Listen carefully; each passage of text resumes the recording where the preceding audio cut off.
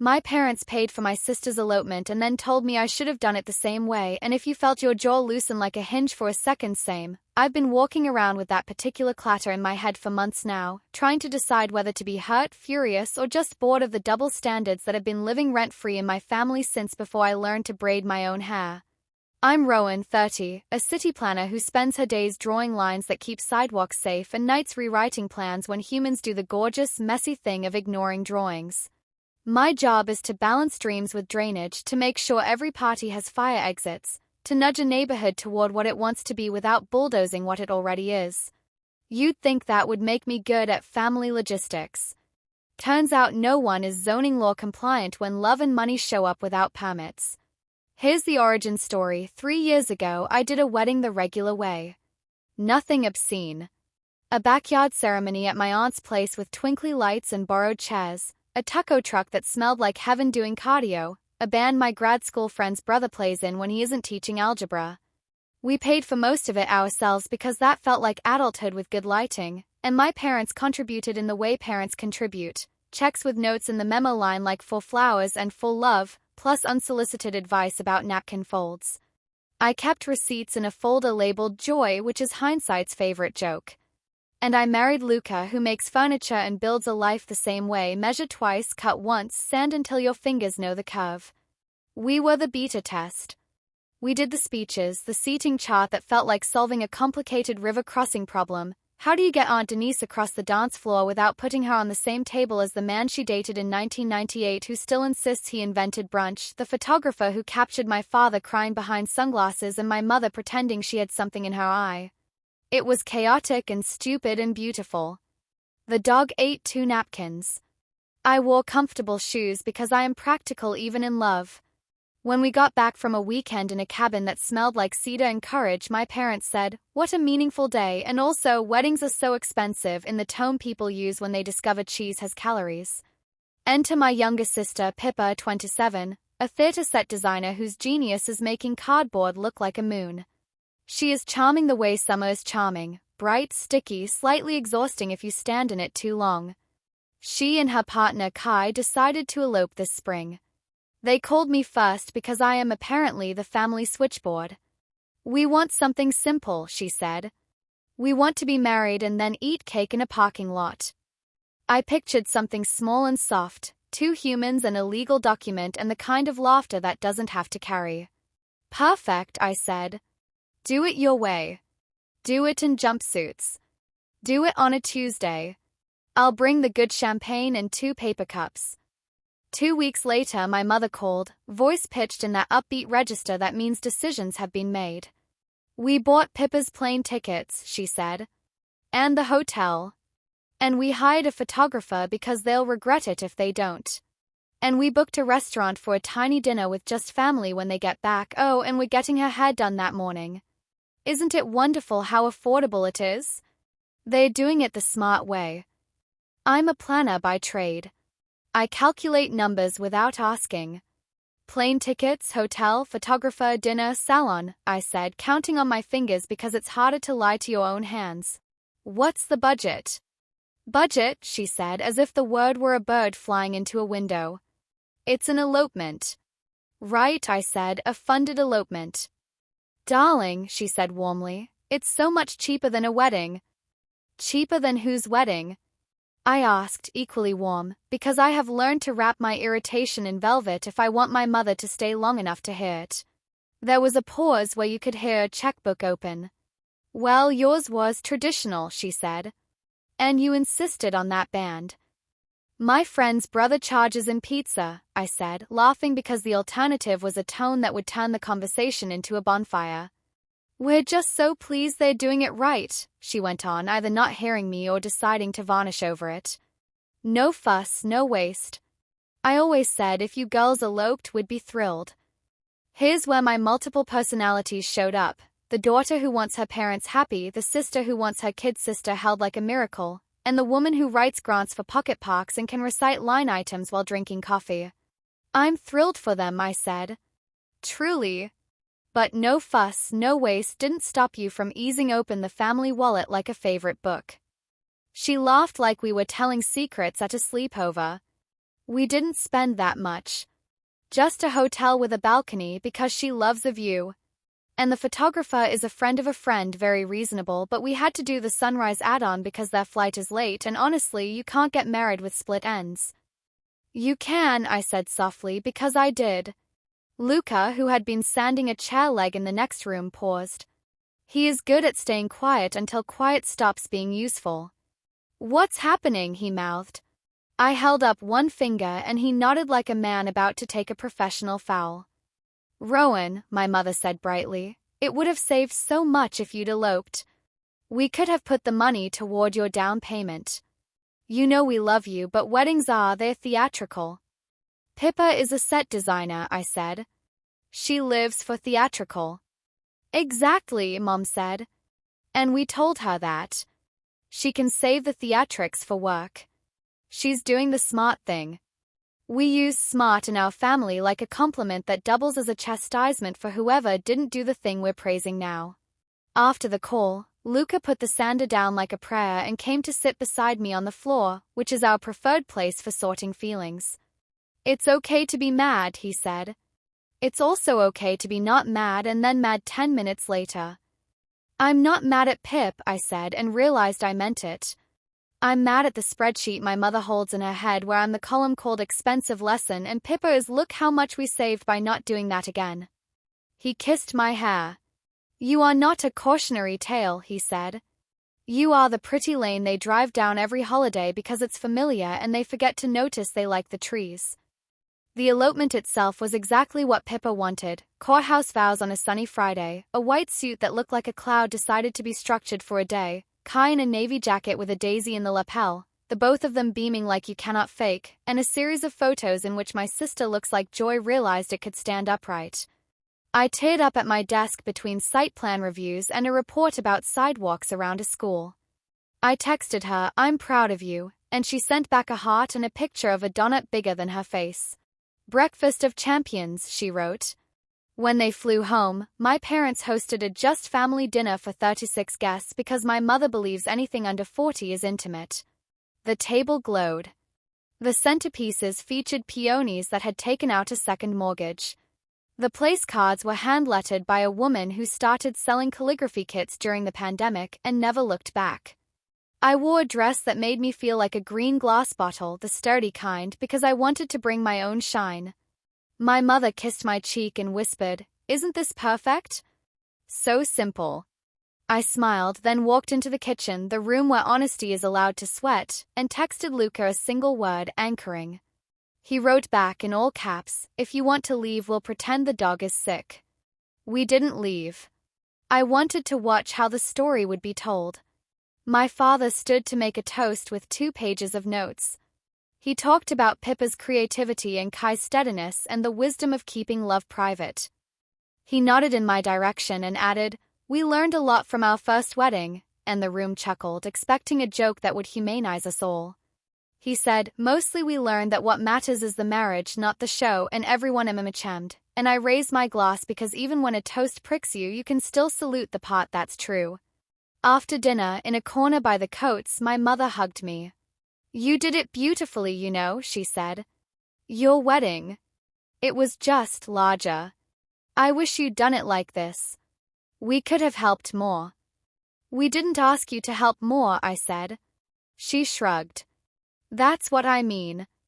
You mean, I said, because I'm an eldest and our curse is translating. If we had done it your way, you would have felt generous, and by doing it our way, we robbed you of the pleasure of saving us. She blinked as if I'd opened a window that let in a draft. I wouldn't say robbed. What word would you use? Denied, she tried, and then she laughed nervously like the truth had put on a party dress that showed too much. I watched Pippa across the room, leaning into Kai as he talked to my aunt with the soft hands. She looked radiant and a little dazed, the way happiness makes people look when they're also carrying other people's expectations like an invisible tray. I felt something in me unclench on her behalf. I don't want to be the hanging red light in my sister's story. I want to be the porch lamp. Still, there is the ledger. Not money only. The ledger of being compared even kindly to a revision you didn't ask for. A week after the dinner, my mother sent a text with a link to an article called "Why Eloping is the New Big Wedding" and wrote, "Should have done this, smiley face." I typed and deleted 6 replies ranging from petty to saintly. I landed on, "We did what was right for us. They did what's right for them." She heart reacted. Then she sent a photo of a dress she bought for future elopement dinners now that this is the trend, as if love were a hemline. Work became a relief because the math obeys. I met with residents about a traffic calming plan, and a woman told me she was afraid to let her kids bike to school, and the ache of that was so clean I could put my hands on it. We scheduled speed humps and a mural and a pop-up demonstration. We made maps and invited people to draw on them with fat markers. I told a man who wanted a stop sign that a raised crosswalk would do more, and he said, "I trust you," and I had to sit in my car afterward and breathe because I had forgotten what it is to be trusted on instinct. Pippa and I did our sister postmortem at a cafe that believes pastries are a right. She confessed she'd been nervous to tell me they were eloping because she didn't want me to think they were rejecting what I did. I confessed that I was jealous not of the elopement but of the halo my parents gave it, the way they polished it and held it up against my wedding like we were swatches in a light box. She laughed into her croissant and said, "Of course they did. They are them." Then she reached across the table and squeezed my hand. "Your wedding was the party that made me believe I could ever do the love part at all," she said. It was chaos and salsa and Aunt Denise cornering the DJ to request Africa by Toto and Luca crying in a way that made half the guests cry too. It made me want a husband or something like it. That's not a mistake. That's a gift. "I'm not mad at you," I said again because she needed to hear it in stereo. "I'm recalibrating." "So are they," she said. "Only they call it wisdom when they do it." We made a pact in that cafe. Not the grand kind, just a maintenance agreement like getting your gutters cleaned before rain season. Rule 1. We don't let our parents triangulate us with money or praise. Rule 2. If mom sends an article that makes one of us feel like a cautionary tale, we forward it to the other with a single skull emoji and then talk about something we actually care about, like the weird new bread at the corner bakery or the raccoon that has learned to open compost bins.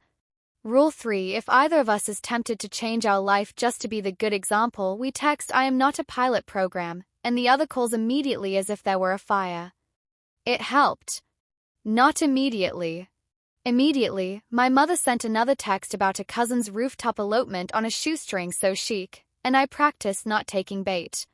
She has always been this way, and if I'm honest, her commentary is her love language gone feral. She thinks she's protecting us from waste and worry.